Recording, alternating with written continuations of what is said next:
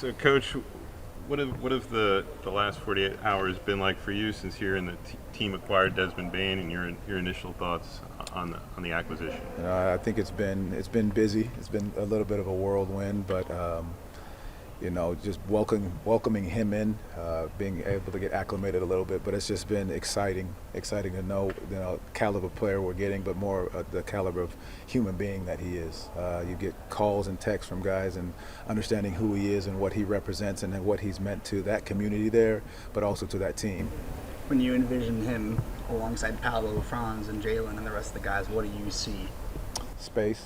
You see a lot of space, his ability to shoot the basketball, create his own shot, handle the basketball in different areas, but just being able to make quick plays, quick decisions, spacing on the floor for those guys to be able to allow us to get to the basket. He's used to playing fast, and that's what we've talked about, being able to speed our game up, and so his ability to do that, he'll fit right in when it comes to that. Jeff talked about not having to give up Jalen or Paolo or Franz to get a guy of this caliber. For you to have that continuity and just add a piece, how big of a game changer is that instead of swapping a key piece? I think it's huge for us. We've talked about our core guys and what they're capable of doing and what they've done when they're on the court together. I think not having to give those pieces up and the continuity that these guys have created with one another is huge. And like I said, Desmond is another young man that's going to walk in and fit right in because of how he represents himself both on and off the court.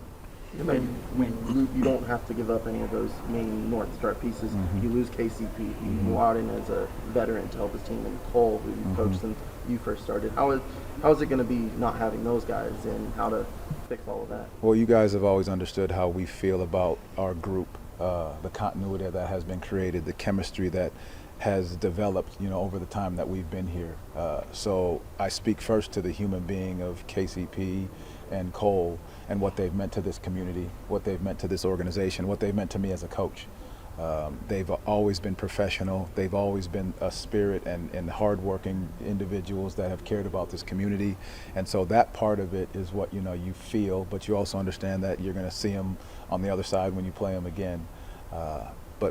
But for having Desmond step in and what he's capable of doing, he's going to fit right in with this group, with the continuity and the chemistry right away. Coach, how do you feel about the ramped up expectations, the pressure? I mean, everybody's going to be expecting you guys to advance. Yeah, and that's great. And we've said that from the beginning, and my kids said it to me last night. We were actually watching one of the tennis series on Netflix, and they talk about the saying, pressure is a privilege. And I think that's a great thing for this group to understand how we need to grow, how we have to develop, how we have to keep challenging each other to get better, both on and off the court, how we hold each other accountable in what we're trying to do. And, it's going to come as a process of what we're trying to accomplish. Wins and losses, we'll talk about that, as next year comes. But I think more importantly that we're sticking with a process to make ourselves become one of the best teams that we can be. As you started kind of diving into Desmond as a player and studying his tape, what stands out about him that maybe we wouldn't see beyond just like the shooting and kind of like the skills that we can kind of count on and see? Well, his ball handling. I think people have not, given him that much credit for it. I mean, he's had the ball in his hands more than people have realized, and I think that's a big key. He played off it. He knows how to play without the basketball, so that's a big piece. And then when those guys went down, for that group over there, he had the ball in his hand a ton. And people also, because he can shoot, you don't register how well he can get to the basket. And so I think those are small pieces that you may get overlooked at times, but he's a dedicated hard worker that's going to put those reps in to do whatever's asked of the team to win ball games. Consistent three-point shooting has been kind of a missing piece to the Magic's puzzle. How does he fill that role? He's very consistent, and I know his catch and shoot threes are huge, and he can also create his own shot. I think that's very important as well, because as teams continue to load up and they sit in the paint and they're waiting to stop our attacks, his ability to create his own shot but also create and for others is going to be huge. Has been said that you're a cool cat. The video you guys got up, when you guys first met each other, and now that he's on the team. But to be viewed in that sense of a coach that lets players be themselves, just how redeeming is that for you? I started in this business with player development, and it's about the relationships that you have with these guys, but it's also making sure that you put them in the best position to be successful. And I truly believe it. I think the greatest teams are teams that are connected in that locker room. And, you know, our job as coaches is to put them in the best position to be successful. And then I think it's their job once they hit the floor to be so connected that it just becomes an easy chemistry that they can help me become a better coach and our coaching staff become better coaches because they're so connected. Was that like a top 5 DAP of your NBA career? That was pretty close. Coach, for the front office to say they're going to be aggressive, but then to see them actually do it and transition to this win now mode, how does that change your mindset at all? It just, you know, affirms exactly what we've continued to talk about. You know, Jeff and I communicate at a high level when it comes to these things, just being able to be on the same page and understand exactly what direction we're moving into. And I think that says a lot about the organization, about ownership, about our management, and that we're willing to just continue to collaborate and get on the same page no matter what's happening. And it's going to look different at times, but as long as we continue to communicate it, that's exactly the most important piece for this group and us moving forward.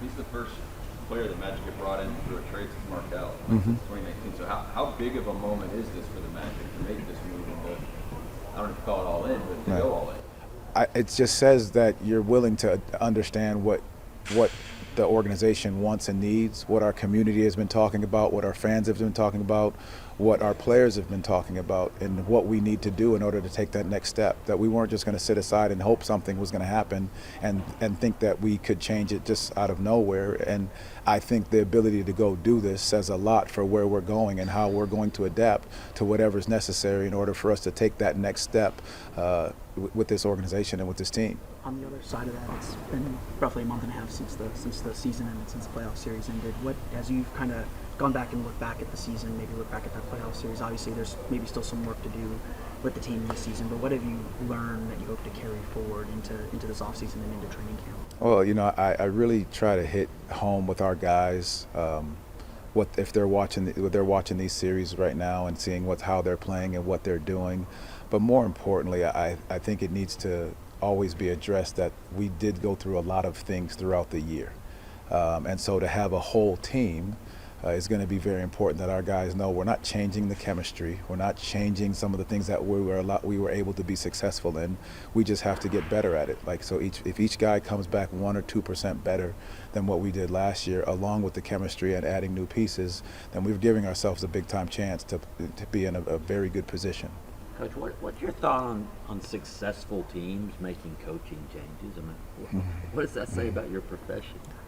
You know, I really believe it's, you know, we know what we sign up for. And I've said this time and time again, the best and the only thing a coach can do when he walks into his office or walks into the building every day is, did he do his part to put these guys in the best position available to be successful? And did he do it the way that he wanted or she wanted to do it? And if you can look yourself in the mirror and say that you've done it that way, let the chips fall where they may, because we've seen that coaches have been extremely successful and got let go. We've seen coaches that have not been that successful and keep the job. We've seen coaches of the year be let go, and that's part of this profession. So we understand it's not personal. It's part of what we've signed up for, but that's where you have to look yourself in the mirror and can you say that you've done everything in your heart, in your spirit, that you're doing right by the game of basketball. And if you get let go in that regard, then you just have to live with that. Jamahl, can you just take a second? Can you talk about Cole Anthony and the kind of player that Memphis is going to be getting? You know, I think Cole, he brings such a live energy, a spirit, a fearlessness to the game. And there's some nights that, you know, he can win you a game. On numerous occasions, he's done it for us. And I think the energy that he brings to that locker room, the joy and the spirit of the game, is just what he continues to have and continues to bring. And having him and being with him over the past four and a half years, I've seen so much growth with him both on and off the court. And I think they're going to get an unbelievable version of Cole because of his hunger, his desire, his work ethic, his want to. And then the other side of it is his ability to do things within the community to bring that community together, bring his teammates together. That's one thing he really just wanted to do more than anything, is just continue to give back.